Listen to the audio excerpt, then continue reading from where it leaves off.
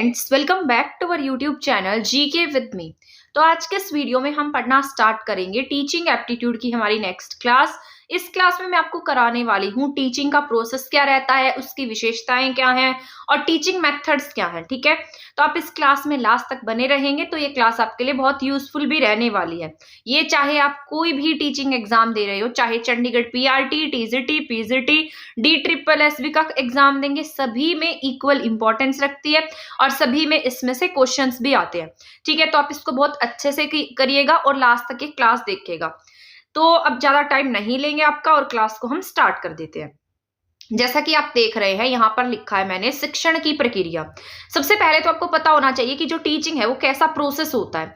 तो यहाँ पर अगर टीचिंग की बात करें तो टीचिंग को सबसे पहले हम यूनिपोलर प्रोसेस के नाम से जानते थे, लेकिन जैसे जैसे मतलब बाद में एक साइकोलॉजिस्ट हुए जिनका नाम था एडम्स।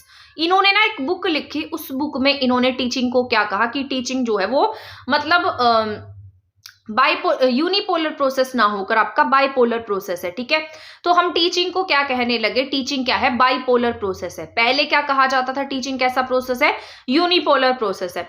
बट ये बात जो है मतलब यूनिपोलर में सिर्फ टीचर ही इंपॉर्टेंस रखता था, ओनली टीचर होगा। लेकिन जब एडम्स ने अपनी बुक में इसे बाइपोलर कहा तो इनका मानना था कि जो टीचिंग है वो सिर्फ एक स्टूडेंट और एक टीचर के बीच में होती है। ठीक है, तो यहाँ पर यही लिखा है मैंने टीचिंग की प्रक्रिया। टीचिंग में क्या है, मतलब यहाँ पर लिखा है teaching is a bipolar process. Teaching कैसा प्रोसेस है, बाइपोलर प्रोसेस है, यानी कि यहाँ पर दो चीजें इंपॉर्टेंस रखेंगी। इससे पहले टीचिंग को यूनिपोलर माना जाता था, लेकिन बाइपोलर एडम्स की बुक आती है जिसका नाम है इवोल्यूशन ऑफ एजुकेशन, यानी कि शिक्षा में क्रांति नाम की एक पुस्तक आती है जिसमें जो एजुकेशन होती है उसे क्या कहा जाता है कि ये कैसा प्रोसेस है, एक बाइपोलर प्रोसेस है। इसमें टीचिंग को क्या कहा गया, बाइपोलर कहा गया, यानी कि इसमें वन पोल टीचर होगा और दूसरा पोल यहाँ पर स्टूडेंट रहने वाला है और आपस में इनके बीच में अंतःक्रिया होगी। यहाँ पर ओनली दो ही चीजें इंपॉर्टेंस थी। ठीक है, शिक्षक जो है वो छात्र को पढ़ाएगा यहाँ, तो वन पोल यहाँ टीचर था और दूसरा पोल यहाँ पर क्या था, छात्र था। यहाँ ओनली दो लोगों के बीच ही ज्ञान का आदान प्रदान हो रहा है, मतलब सिर्फ 2 लोग इंपॉर्टेंस रख रहे थे। यहाँ पर शिक्षक जो था वो यहाँ पर ज्यादा एक्टिव होता है और जो स्टूडेंट्स हैं वो यहाँ पर पैसिव रहते हैं। ठीक है, तो ये याद रखना, यहाँ पर स्टूडेंट्स क्या रहते हैं, पैसिव रहते हैं और जो टीचर है वो क्या रहता है, एक्टिव रहता है। पर आज की बात करते हैं हम, तो आज हम मैंने आपको पहले भी बताया था टीचिंग कैसा प्रोसेस है, ट्राइपोलर प्रोसेस है। ठीक है, इसमें 3 चीजें इंपॉर्टेंस रखती हैं। तो आज अगर आपसे पूछा जाता है तो टीचिंग कैसा प्रोसेस होगा, आपका ट्राइपोलर प्रोसेस होगा, यानी कि यहाँ पर इसमें 3 स्तर काम करते हैं, त्रिध्रुवीय प्रोसेस है ये। यह स्टेटमेंट जॉन डीवी के द्वारा दिया गया था। ठीक है, जॉन डीवी ने क्या कहा है, टीचिंग कैसा प्रोसेस है, ट्राइपोलर प्रोसेस है। इसमें 3 चीजें इंपॉर्टेंस रखती हैं। जॉन डीवी वही थे जिन्होंने प्रोजेक्टिव मेथड भी दिया है। तो अब यहाँ पर जो 3 चीजें हैं, 3 पोल्स कौन से हैं उसके बारे में भी हम जान लेते हैं। यहाँ पर पहले पोल की अगर हम बात करते हैं तो पहले यहाँ पर शिक्षक है, एक स्तर पर यहाँ पर छात्र होगा और दूसरी तरफ यहाँ पर हमारा करिकुलम होगा। ठीक है, एनवायरनमेंट होगा या फिर हमारी सोसाइटी होगी जिससे हम कुछ ना कुछ सीख रहे हैं। तो यहाँ पर अगर हम ये टीचिंग प्रोसेस होता है, टीचिंग प्रोसेस कैसा होगा, शिक्षक, फिर यहाँ पर स्टूडेंट और इसके साथ साथ यहाँ पर करिकुलम होगा। अगर यहाँ पर हम शिक्षक की बात करते हैं तो शिक्षक कैसा है, आपका इंडिपेंडेंट है, यानी कि शिक्षक जो है वो कैसा होता है, स्वतंत्र होता है। ठीक है, तो शिक्षक क्या है, यहाँ पर स्वतंत्र भूमिका निभाता है। इसके बाद यहाँ पर अगर हम छात्र की बात कर लेते हैं तो छात्र कैसा होगा, डिपेंडेंट होगा। वो किस पर आश्रित होगा, आपके जो भी शिक्षक है उसके ऊपर क्या है, आश्रित होगा, क्योंकि शिक्षक पढ़ाएगा तभी बच्चा क्या कर सकता है, पढ़ सकता है। इसलिए हम क्या कहते हैं कि जो छात्र होते हैं वो यहाँ पर क्या होते हैं, आश्रित होते हैं। अगर हम इंटरमीडिएट की बात कर लेते हैं, हस्तक्षेप चर की बात कर लेते हैं, तो यहाँ पर करिकुलम जो है वो इन दोनों को लिंक करने का काम करता है, आपस में इनको जोड़े रखता है। ठीक है, आ गया यहाँ तक का समझ में। तो यहाँ पर हमने क्या क्या पढ़ा है, अभी टीचिंग को सबसे पहले यूनिपोलर माना जाता था, लेकिन एडम्स की बुक आती है शिक्षा में क्रांति, इवोल्यूशन इन एजुकेशन, उसमें जो टीचिंग है उसको हम बाइपोलर के नाम से जानते थे। लेकिन बाद में जॉन डीवी ने इसको क्या कहा कि जो आपकी टीचिंग है वो कैसा प्रोसेस है, ट्राइपोलर प्रोसेस है। ठीक है, यहाँ तक का समझ में आ गया होगा। इसके बाद यहाँ पर मैंने आपको बताया 3 पोल कौन से होते हैं। यहाँ पर एक टीचर होगा सबसे पहले, फिर स्टूडेंट होता है और उसके साथ साथ करिकुलम होता है। टीचर और स्टूडेंट के बीच जो लिंक बनाकर रखता है वो क्या है, हमारे पास में करिकुलम है। आई होप यहाँ तक का आपको समझ में आ गया होगा। इसके बाद हम नेक्स्ट पेज पर चलते हैं। यहाँ पर टीचिंग के जो फंक्शंस है वो कैसे होते हैं। जैसे सबसे पहले हम क्या करते हैं, निदान करते हैं, ठीक है, फिर उपचार करते हैं, फिर मूल्यांकन करते हैं। जैसे हम बच्चों को पढ़ाते हैं, बच्चों को पढ़ाते समय यानी कि जो हम लर्न करा रहे हैं उसे ऑन गोइंग प्रोसेस जो चल रहा है, उनकी जो लर्निंग है उस लर्निंग में हम उसके कारणों का पता लगाएंगे कि बच्चे को कहाँ पर क्या प्रॉब्लम आ रही है। तो ये ऑन गोइंग प्रोसेस होता है, निदानात्मक परीक्षण होता है ये। इसमें हम क्या करते हैं, बच्चे के हम यहाँ पर डायग्नोस करते हैं, यहाँ पर हम पहचानते हैं कि बच्चों को कहाँ पर क्या चीज समझने में दिक्कत आ रही है, ठीक है। तो इसका मतलब यहाँ पर निदानात्मक का मतलब क्या होता है, बच्चों की लर्निंग में जो एरर्स आ रही हैं उनका पता लगाना ही निदानात्मक में आ जाता है। लेकिन अगर हम उपचारात्मक की बात करते हैं, रेमेडीज गैप फिल करना, यहाँ पर क्या होगा, हम यहाँ पर क्या करेंगे, रेमेडीज गैप जो है, जो भी सीखने के जो गैप है उनको हम यहाँ पर क्या करने वाले हैं, फिल करने वाले हैं, ठीक है। यहाँ पर जो कमियां हैं, जो एरर्स हैं, उनको हम यहाँ क्या करेंगे, फिल करेंगे। लेकिन अगर हम मूल्यांकन की बात करते हैं तो मूल्यांकन जो होता है वो एट द एंड प्रोसेस होता है। इन दोनों के निदानात्मक और उपचारात्मक परीक्षण के बाद में एट द एंड हम क्या करते हैं, उसकी उपलब्धियों का मापन करते हैं, यानी कि हमारे पास में क्या प्रोडक्ट आया है, यहाँ से बच्चे ने कितना सीखा है, ये सब किस में जाता है, आपके मूल्यांकन में जाता है, ठीक है।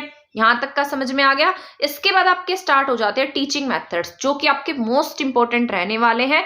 और ये क्लास जो है आपकी, जो टीचिंग मेथड्स जो है ये आपके बहुत ज्यादा जरूरी है, ये आपको पता भी होने चाहिए और ये एग्जाम्स में पूछे भी जाते हैं, ठीक है। तो इसको अब आपको ध्यान से सुनना है।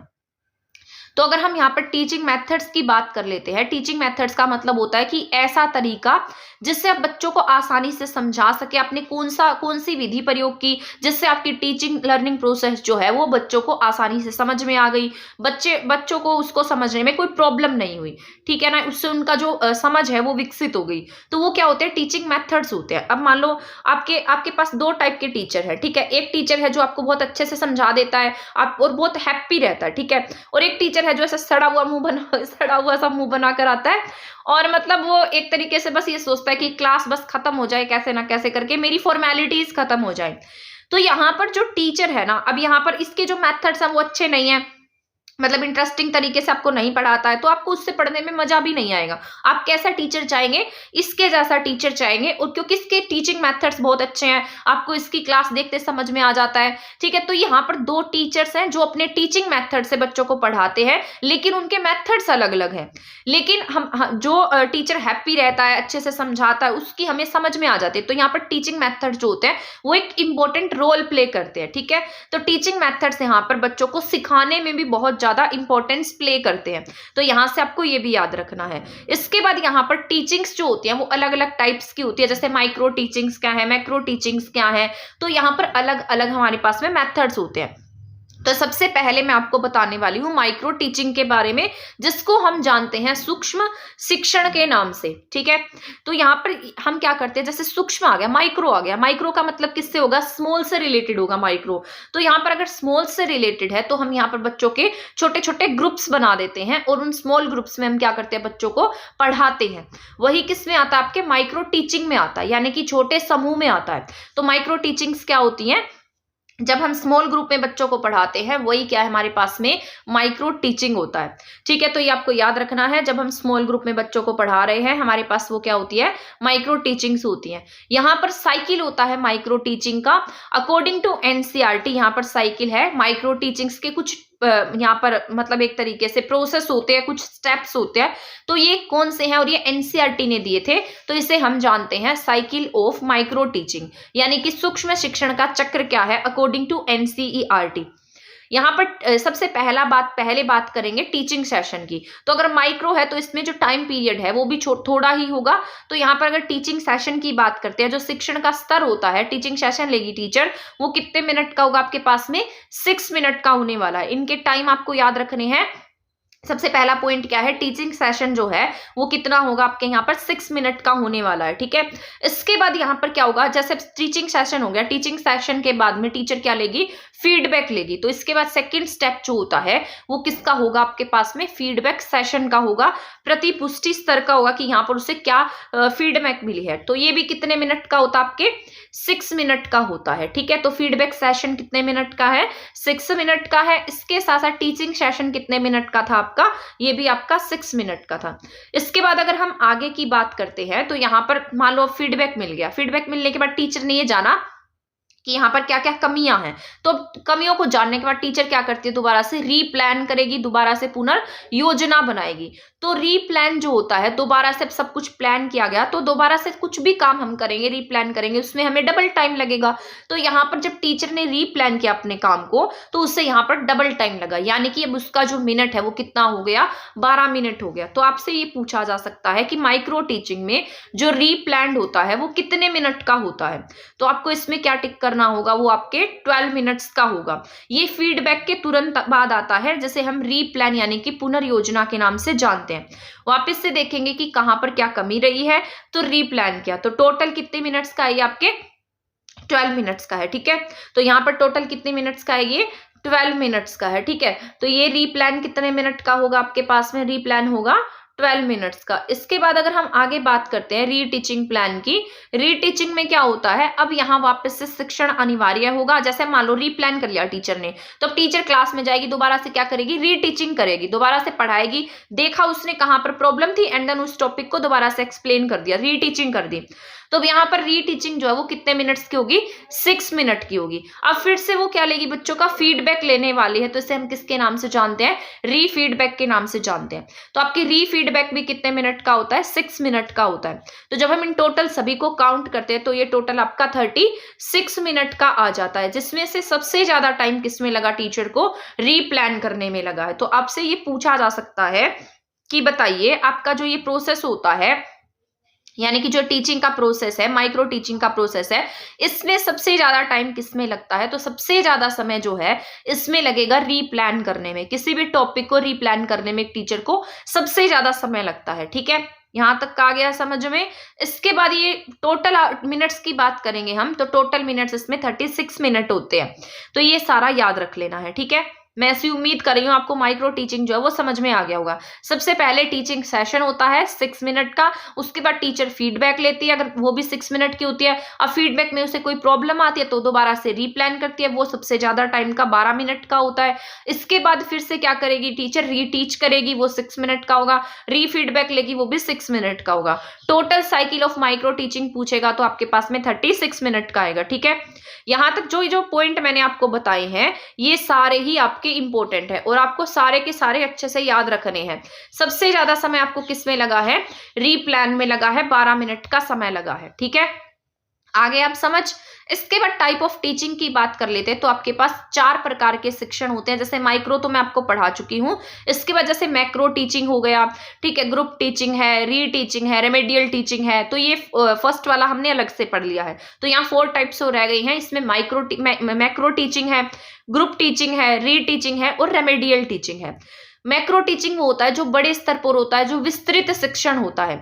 अगर हम ग्रुप टीचिंग की बात करते हैं तो ये समूह में किया जाता है। री टीचिंग की बात करते हैं तो दोहराव हो जाता है यहाँ पर। और रेमेडियल की बात करते हैं तो मान लो उसका उपचार किया जाता है, जो भी प्रॉब्लम्स थी उनका यहाँ पर सॉल्व कर दिया जाएगा, उनकी एरर्स को यहाँ पर सॉल्व किया जाएगा। तो ये क्या है, अलग अलग प्रकार के हमारे पास टाइप्स हैं टीचिंग के। माइक्रो में मैंने आपको बताया, जिसके टाइम वगैरह बताए मैंने आपको 36 मिनट। मैक्रो टीचिंग जो बहुत विस्तृत होता है, बड़े स्तर का होता है। ग्रुप टीचिंग में आप बहुत सारे बच्चों के ग्रुप्स में उन्हें पढ़ाएंगे। री टीचिंग में आप दोबारा से प्लान करेंगे, दोहराएंगे किसी चीज को, किसी टॉपिक को। रेमेडियल में उनकी जितनी भी प्रॉब्लम्स होंगी सबको आप क्या कर देंगे, वहां पर सॉल्व करने वाले हैं, ठीक है। तो यहाँ मैक्रो लिखा है मैंने। मैक्रो जो होता है वो किस में होगा, आपका डिटेल में होगा। सारी सूचना टीचर किसे देता है, स्टूडेंट को देता है, और लेक्चर बोर्ड बेस होता है। तो जो मैक्रो टीचिंग है, जैसे मान लो मैं आपको पढ़ा रही हूँ, मैं आपको सारी बातें डिटेल में समझा रही हूँ, ठीक है, और इसके साथ साथ मैं आपको लेक्चर मेथड से पढ़ा रही हूँ। तो जब मैं आपको लेक्चर मेथड से पढ़ा रही हूँ तो ये इसको हम किस में इंक्लूड करते हैं, इसको हम इंक्लूड करने वाले हैं मैक्रो टीचिंग में। इसके बाद अगर हम नेक्स्ट पॉइंट की बात करते हैं, ग्रुप टीचिंग की बात कर लेते हैं, जिसे हम टोली शिक्षण के नाम से भी जानते हैं। जब आपने कभी ना कभी अपने टाइम में बीएड की होगी तब आपने ये टोली शिक्षण के बारे में जरूर पढ़ा होगा।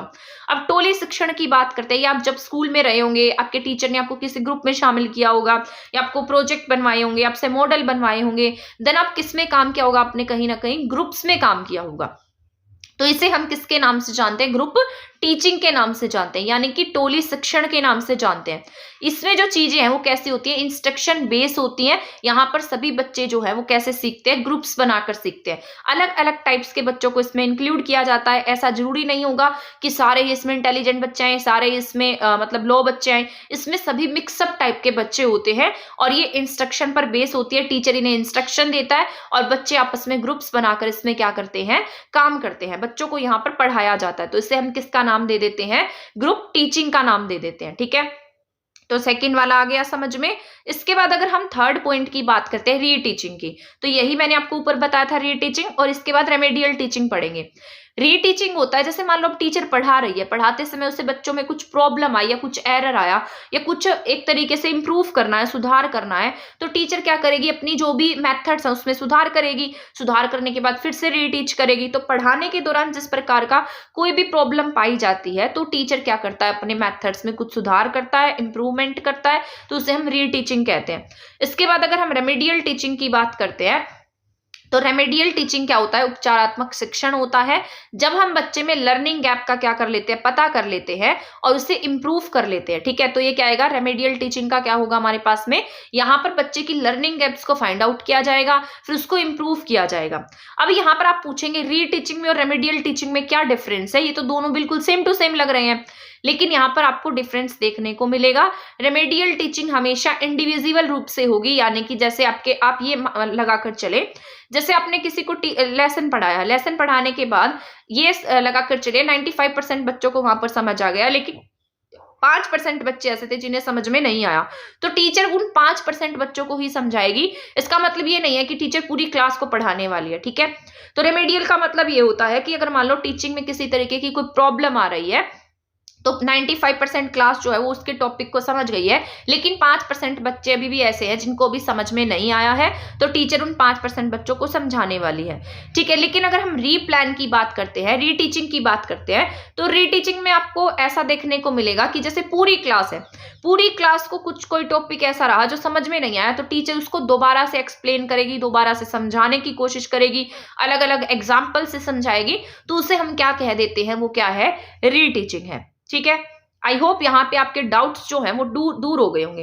रेमेडियल यहाँ पर लिखा है मैंने, ये आपसे पूछा जा सकता है, remedial is for small group. जो रेमेडियल टीचिंग होती है वो किसके लिए होती है, जो स्मॉल ग्रुप्स हैं उनके लिए होती है। नॉट वन स्टूडेंट, ऐसा नहीं होगा कि एक एक बच्चे को बुलाकर उनके एरर्स दूर की जाएंगी, बट पूरी क्लास का भी नहीं होगा। जिन बच्चों को समझ में नहीं आया है बस उन्हें ही वापस से समझाया जाएगा। ठीक है, तो ये क्या होता है, आपका रेमेडियल होता है और ये फॉर स्मॉल ग्रुप्स के लिए होता है। अगर हम यहाँ पर रीटीचिंग की बात करते हैं, अगर पूरी क्लास को समझ नहीं आया है तो हम पूरी क्लास को दोबारा से क्या देते हैं, एग्जाम्पल्स देते हैं। ठीक है, अलग अलग एग्जाम्पल्स देकर हम उन्हें समझाने की कोशिश करते हैं, तो ये आपकी रीटीचिंग हो जाती है। रेमेडियल में ओनली एरर वाले स्टूडेंट आते हैं। फॉर एग्जाम्पल क्लास में, यही मैंने आपको बताया था कि फॉर एग्जाम्पल आपकी क्लास में 100 स्टूडेंट्स हैं, 95 बच्चों को अब समझ में आ गया है, तो 5 बच्चों को आप समझाएंगे, तो ये क्या है, रेमेडियल टीचिंग थी। ठीक है, रीटीचिंग में आप दोबारा से पढ़ाने वाले हैं। तो यहाँ तक का आपको समझ में आ गया होगा। अभी मैंने कुछ मेथड्स बताए हैं। माइक्रो टीचिंग में आपको पहले बता चुकी हूँ, उसके बाद हमने पढ़ा है मैक्रो टीचिंग। जैसे मैं आपको पढ़ा रही हूँ, लेक्चर मेथड से पढ़ा रही हूँ, डिटेल से पढ़ा रही हूँ, उसे हम मैक्रो टीचिंग बोल सकते हैं। ठीक है, इसके बाद जैसे हमने पढ़ा रीटीचिंग, ठीक है, रेमेडियल टीचिंग, तो ये मैंने आपको अभी यहाँ पर आपका डाउट भी क्लियर हो गया होगा। तो आई होप आपको ये सारा समझ में आ गया होगा, तो यहाँ तक का आपको समझ में आया होगा। ठीक है, इसके बाद हम टीचिंग मेथड्स की बात कर लेते हैं, शिक्षण विधियों की बात कर लेते हैं। तो टीचिंग मेथड क्या होता है, teaching method is the means of teaching by which the teacher makes his her lesson interesting, lively and effective. यानी कि यहाँ पर जो अब मैंने अभी आपको ऊपर बताया था कि टीचिंग मेथड्स क्या होते हैं, 2 एग्जांपल देकर बताए थे। अलग अलग मेथड्स क्या कर देते हैं, टीचिंग को इंटरेस्टिंग कर देते हैं। तो कोई भी टीचर अपने टीचिंग मेथड्स का यूज इसीलिए करता है ताकि वो अपनी टीचिंग को क्या बना सके, इंटरेस्टिंग बना सके, अच्छा बना सके, जिससे कि सामने वाला वहां से कुछ सीख भी सके, अटेंटिव होकर सुन भी सके, उसको सीखने में इंटरेस्ट भी आए। तो यहाँ पर अपनी कक्षा को इंटरेस्टिंग, अफेक्टिव बनाने के लिए टीचर जिन मेथड्स का प्रयोग करता है वही क्या होते हैं, वही यहाँ पर टीचिंग मेथड्स कहलाते हैं। ठीक है, तो अपनी कक्षा को इंटरेस्टिंग, इफेक्टिव बनाने के लिए टीचर जिन मेथड्स का यूज कर रहा है वही क्या होंगे, यहाँ पर टीचिंग मेथड्स होने वाले हैं। ठीक है, इसके बाद नेक्स्ट पॉइंट पर चलते हैं। यहाँ पर क्या है, elements of method of teaching. अब यहाँ पर टीचिंग के एलिमेंट्स क्या रहने वाले हैं, तो इन सब के बारे में भी एक बार बस हम जान लेते हैं। तो यहाँ पर शायद 6 पॉइंट लिखे हैं मैंने, जैसे कम्युनिकेशन लिखा है, डेमोन्स्ट्रेटिंग लिखा है, इसके बाद यहाँ पर जेस्चर क्या रहेगा, राइटिंग कैसे इंपॉर्टेंस रखती है, गाइडिंग क्या इंपॉर्टेंस रखती है, रीडिंग क्या इंपॉर्टेंस रखती है। तो यहाँ पर ये कुछ तत्व है हमारे मुख्य बिंदु कह सकते हैं हम, या एलिमेंट्स कह सकते हैं टीचिंग के। तो यहाँ पर अगर कम्युनिकेशन की बात करते हैं, तो जैसे मान लो मैं आपको पढ़ा रही हूँ, तो मेरा बात करने का तरीका कैसा है, मान लो आप क्लासरूम में जाएंगे, आप बच्चों के साथ कैसे बात करते हैं, कैसे बिहेव करते हैं, आपका क्या तरीका है, तो वो बहुत इंपॉर्टेंस रखता है। मानो अगर आप बच्चों को बहुत खूंखार तरीके से पढ़ाएंगे या फिर ऐसा उन्हें डरा कर रखेंगे, तो बच्चा आपसे बात नहीं कर पाएगा, अपनी प्रॉब्लम को सोल्व नहीं कर पाएगा, है ना। ऐसा ही होता है। मान लो आप में से कुछ ऐसे कैंडिडेट होंगे जो कहीं ना कहीं प्राइवेट स्कूल्स में पढ़ा रहे होंगे, कहीं ना कहीं ट्यूशंस पढ़ा रहे होंगे, कुछ ना कुछ कर रहे होंगे, कहीं ना कहीं टीचिंग से जुड़े हुए होंगे, तो वो इस बात को बहुत अच्छे से समझ पाएंगे। तो कम्युनिकेशन बहुत इंपॉर्टेंट रोल प्ले करता है।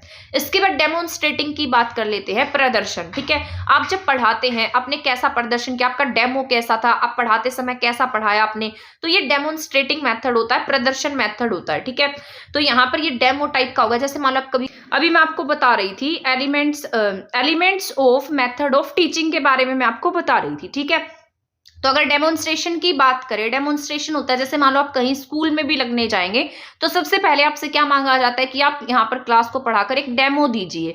जब आप यूट्यूब पर किसी का कोर्स लॉन्च होता हुआ देखते हैं, तो वो भी क्या देते हैं, सबसे पहले अपना एक डेमो देते हैं, जिसको देखकर आप क्या करते हैं, उनके कोर्स को परचेज करते हैं। ठीक है, तो ये क्या होता है, प्रदर्शन होता है, यानी कि डेमोन्स्ट्रेटिंग होता है। तो ये भी टीचिंग का ही एक एलिमेंट होता है, टीचिंग का ही एक मुख्य बिंदु होता है। और डेमोन्स्ट्रेशन मेथड जो है, डेमोन्स्ट्रेशन टीचिंग जो है, मतलब वो बहुत इंपॉर्टेंट होती है। ठीक है, इसके अलावा अगर हम जेस्चरिंग की बात करते हैं, जेस्चरिंग में आता है कि आप किस तरीके से प्रदर्शन कर रहे हैं, आपके बोलने का तरीका क्या है, आप किस तरीके से बच्चों को समझा रहे हैं।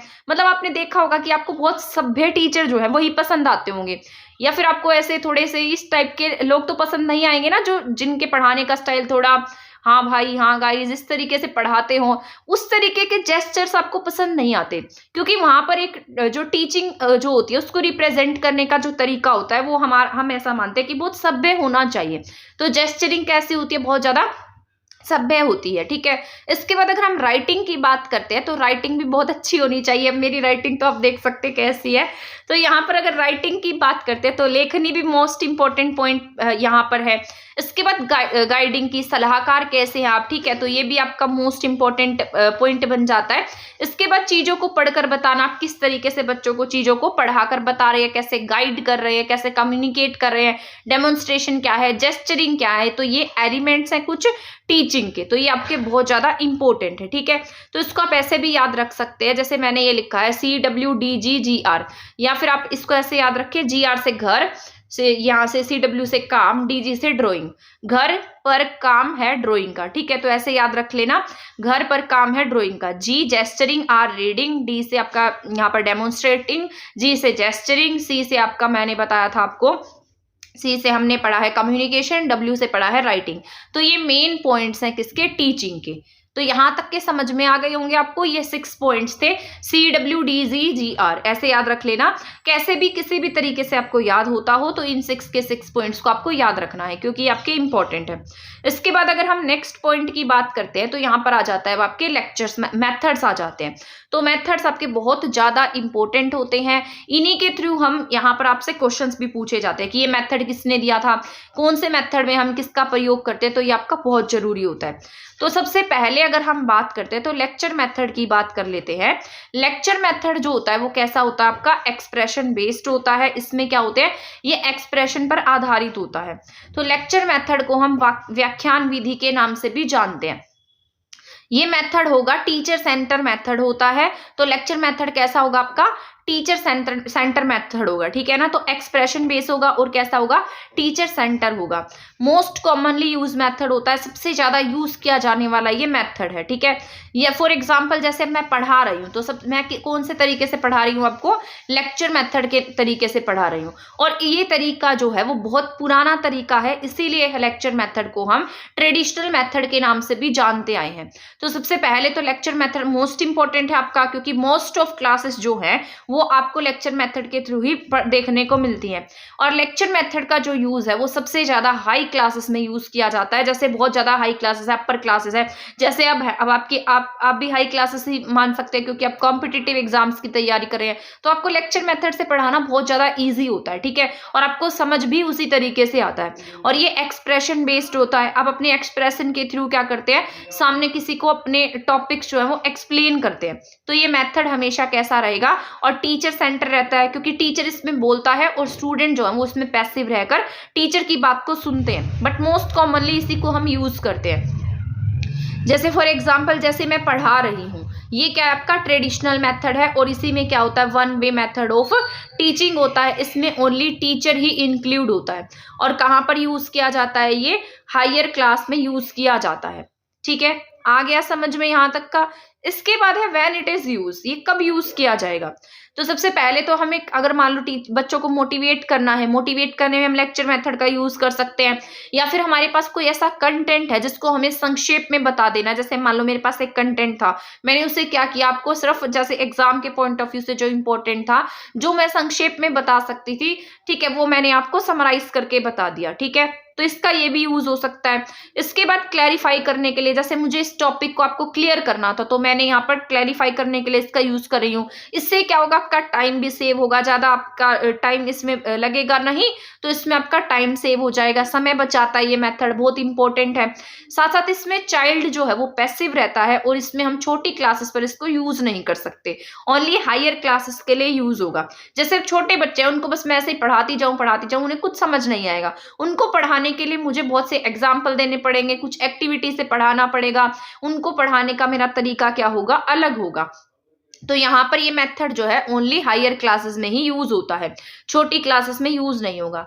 मेरिट्स और डीमेरिट्स की बात कर लेते हैं। ये हमारा समय बचाता है, कम लेबर लगती है इसमें, टीचर कंटेंट को एक्सप्रेस कर सकता है, हायर क्लासेस में हेल्पफुल होता है। डीमेरिट्स की अगर बात करते हैं तो डीमेरिट्स में स्टूडेंट यहाँ पर पैसिव रहते हैं, इसमें लर्निंग बाय डूइंग को हम क्या कर सकते हैं, नेग्लेक्ट कर देते हैं, क्योंकि यहाँ पर बच्चे को हम लर्निंग बाय डूइंग नहीं करा रहे हैं, तो ये इसकी डीमेरिट है। और साथ साथ ये लोअर क्लासेस के लिए भी क्या नहीं है, सूटेबल नहीं है। तो यहाँ तक ये आपका कंप्लीट होता है लेक्चर मेथड, जो आपका मोस्ट इंपॉर्टेंट था, ठीक है। इसको आपको बहुत अच्छे से याद रखना है, क्योंकि मोस्ट कॉमनली यूज्ड है, ट्रेडिशनल मेथड है, हायर क्लासेस में यूज होता है, टीचर बेस्ड, टीचर सेंटर्ड है, ठीक है। अब मुझे ऐसी उम्मीद है कि आपको समझ में आ गया होगा। इसके बाद हम पढ़ लेते हैं प्रॉब्लम सॉल्विंग मेथड के बारे में। सबसे पहले तो हमें पता होना चाहिए प्रॉब्लम सॉल्विंग मेथड जो है वो किसके द्वारा दिया गया था। तो अगर प्रॉब्लम सॉल्विंग की बात करते हैं तो ये मेथड दिया था सुकरात ने, ठीक है। इसको हम समस्या समाधान विधि के नाम से भी जानते हैं। तो इसमें हमारे पास में 5 स्टेप्स होंगे जिसको हमें फॉलो करना पड़ेगा।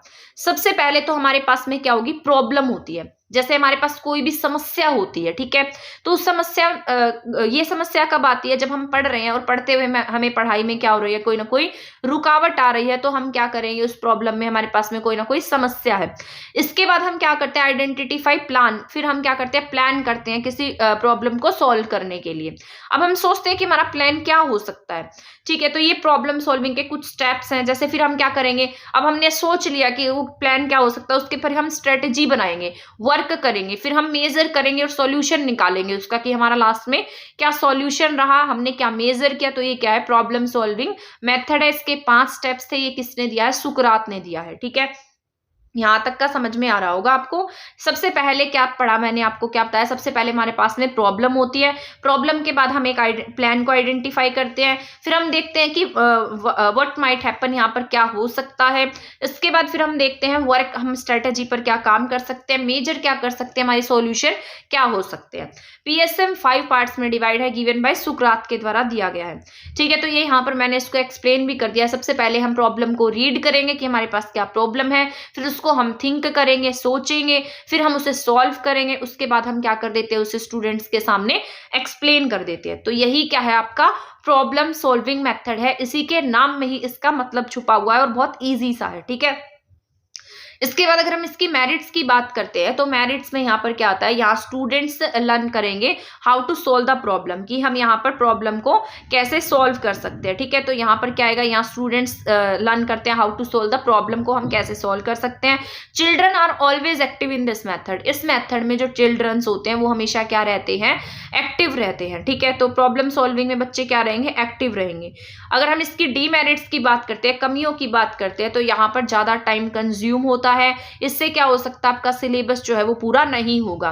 तो एक तो ये डिमेरिट हो जाएगी क्योंकि यहाँ पर प्रॉब्लम सॉल्व करने में आपको ज्यादा टाइम लगेगा। ठीक है, तो आपका टाइम ज्यादा कंज्यूम होगा और ये हर सब्जेक्ट पर क्या नहीं होगा, एप्लीकेबल भी नहीं हो सकता है। तो ये क्या है, इसकी डीमेरिट्स है। आ गया समझ में प्रॉब्लम सॉल्विंग। इसके बाद नेक्स्ट स्टेप है आपका story telling method. Story telling method बहुत इंटरेस्टिंग होता है। आपने देखा होगा कि जब आप छोटे बच्चों को पढ़ाते हैं तो सबसे ज्यादा आप स्टोरी टेलिंग मेथड का यूज करते हैं, क्योंकि स्टोरी से बच्चे जो है वो अपने आप को रिलेट कर सकते हैं। आपने देखा होगा कि बच्चों को जब हम छोटी क्लास में होते हैं तो उनके क्लास में ना चैप्टर्स होते हैं जिसमें जैसे एनिमल्स की स्टोरीज बताई गई होती है, एनिमल्स के थ्रू उन्हें बताने की कोशिश की गई होती है, उन्हें वैल्यूज सिखाने की कोशिश की जाती है, क्योंकि बच्चे स्टोरी से खुद को क्या कर पाते हैं, रिलेट कर पाते हैं। इसलिए स्टोरी टेलिंग मेथड जो होता है बहुत ज्यादा इंटरेस्टिंग मेथड होता है। इसके माध्यम से बच्चा जो है वो किसी भी चीज को बहुत आसानी से सीख लेता है। तो यहां पर यही लिखा है मैंने, स्टोरी टेलिंग मेथड जो है सबसे इंटरेस्टिंग मेथड होता है। यहाँ स्टोरी के माध्यम से बच्चों को सिखाने का क्या किया जाता है, प्रयास किया जाता है। इसके बाद यहाँ पर जैसे स्टोरीज कितने टाइप के हो सकते हैं, ये जो स्टोरी से सिखाने का मेथड था ये आपके आरटी में भी कहा गया है, साथ साथ आपकी जो एजुकेशन पॉलिसी है उसमें भी स्टोरीज से सिखाने की बात कही गई है। तो ये भी आपको याद रखना है, इसीलिए भी स्टोरी टेलिंग मेथड जो आपका इंपॉर्टेंट हो जाता है। अगर हम स्टोरीज की बात कर लेते हैं तो यहाँ पर अलग अलग तरीके की स्टोरीज आती है, जैसे रियल स्टोरीज है, इमेजिनेटिव स्टोरीज है, काल्पनिक कहानियों के माध्यम से बताते हैं हम, या फिर कुछ ऐसे हिस्टोरिकल इवेंट स्टोरीज है, जैसे आपने महात्मा गांधी, भगत सिंह, लाल बहादुर शास्त्री, जो आपके ऐतिहासिक जिन्होंने कुछ ना कुछ किया है, इनके माध्यम से आप बच्चों को सिखाने की कोशिश करते हैं। उनकी कहानियों के माध्यम से बच्चों के बीच में राष्ट्र प्रेम की भावना भरने की कोशिश करते हैं। ठीक है, तो वैल्यूज सिखाते हैं आप उनसे बच्चों को। तो ये क्या है, स्टोरीज के टाइप होते हैं। स्टोरीज से क्या होता है, बच्चों की इमेजिनेटिव पावर जो है वो कैसी हो जाती है, स्ट्रोंग होती है। पर ये छोटी क्लास के लिए ज्यादा हेल्पफुल रहता है, बड़ी क्लासेस के लिए बहुत ज्यादा हेल्पफुल नहीं है। अब मैं आपको जानवरों के माध्यम से कुछ बताने लगूंगी, ठीक है, एक मतलब वो सिर्फ छोटी क्लास के लिए हम ऐसा कह सकते हैं, उनके लिए ज्यादा उपयोगी होता है। आप तो अभी स्टेज में क्या बहुत समझदार हैं, आपको मतलब सिर्फ कंसेप्ट ही क्लियर करने होते हैं, आपको अब स्टोरीज से पढ़ने की नीड नहीं है। तो बच्चों को अगर हम स्टोरी से पढ़ाते हैं तो उनके लिए बहुत ज्यादा ये मेथड जो है यूजफुल रहता है। इसके बाद अगर हम बात कर लेते हैं, हमारे पास है project method. Most important method है, बहुत ज्यादा जरूरी है, ये पूछा भी गया है कि ये किसके द्वारा दिया गया था। तो अगर आपसे पूछा जाए कि प्रोजेक्ट मेथड किसने दिया है तो ये किलपैट्रिक ने दिया है। ये क्या थे, जॉन डीवी के स्टूडेंट थे। आपसे पूछा जाए फादर ऑफ प्रोजेक्ट मेथड कौन है, तब आप क्या टिक करेंगे, किलपैट्रिक टिक करने वाले हैं। लेकिन वहीं आपसे पूछा जाए कि इसकी अवधारणा किसने दी थी, सबसे पहले इसकी विचार जो है वो किसके मन में आया था, वो आया था विचार जॉन डीवी के मन में।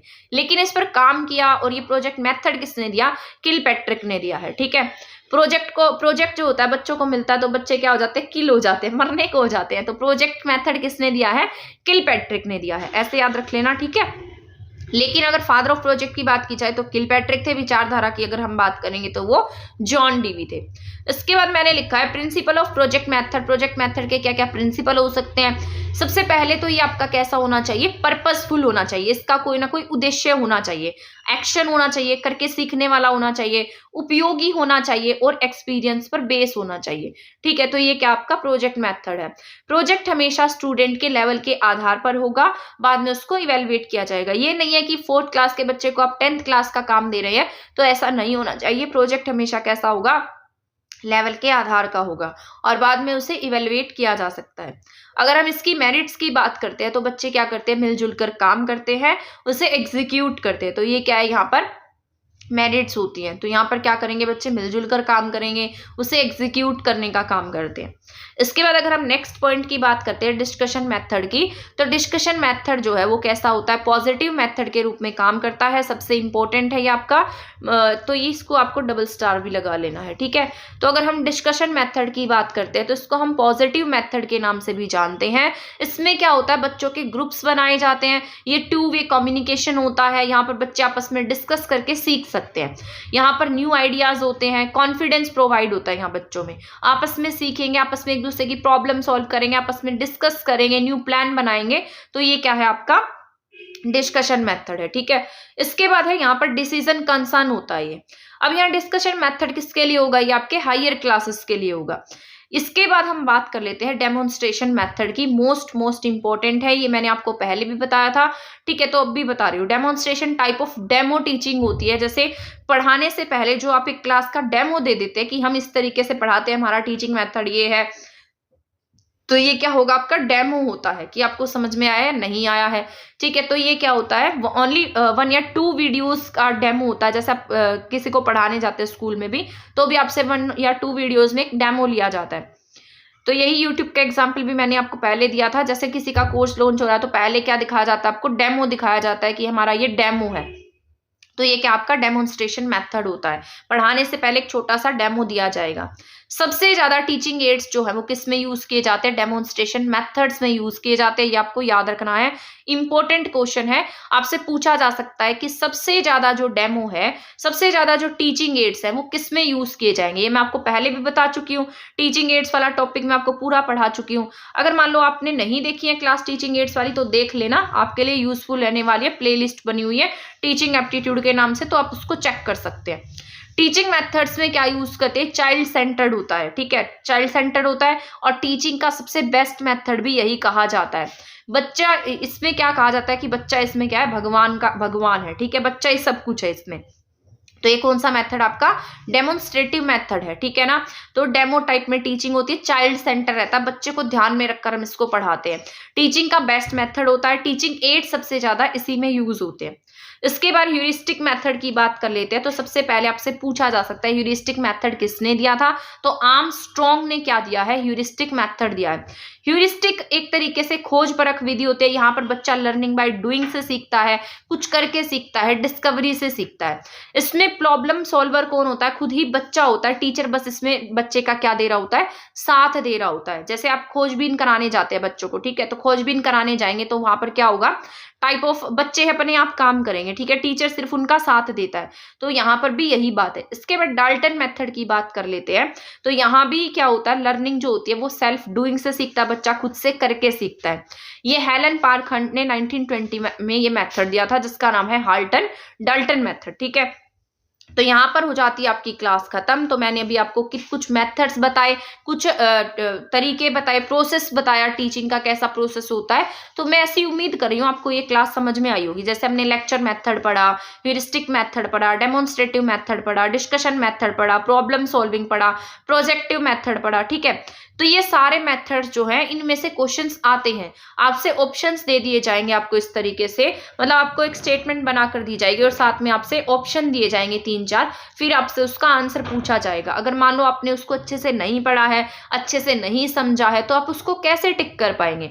तो इसीलिए ये जरूरी हो जाता है आपका समझना। आपको सबसे पहले इन टॉपिक्स को समझना है, एंड देन आपको जहां से भी क्वेश्चंस मिलते हैं, कहीं भी किसी प्लेटफॉर्म से आपको क्वेश्चंस मिलते हैं सॉल्व करने के लिए, आप जितने ज्यादा हो सके इनके क्वेश्चंस लगाएं, तो ये आपके लिए यूजफुल भी रहेगा, ठीक है। तो क्वेश्चंस जरूर लगाएं, कंसेप्ट पढ़े, साथ में क्वेश्चन सॉल्व करें। कहीं से भी सॉल्व कर सकते हैं, किसी भी बुक से सॉल्व कर सकते हैं, किसी भी ऑनलाइन प्लेटफॉर्म से, किसी भी टेस्ट सीरीज से, जहां से भी आपका मन करता है वहां से आप अपने क्वेश्चन जरूर सॉल्व करें। क्योंकि प्रैक्टिस और क्वेश्चन सॉल्व करना आपको मतलब एक ये लगा कर चले, पेपर में बहुत आसान बना देगा आपके पेपर को। और आप यहाँ पर अगर गलतियां कर लेंगे तो आपकी वहां गलतियां नहीं होंगी।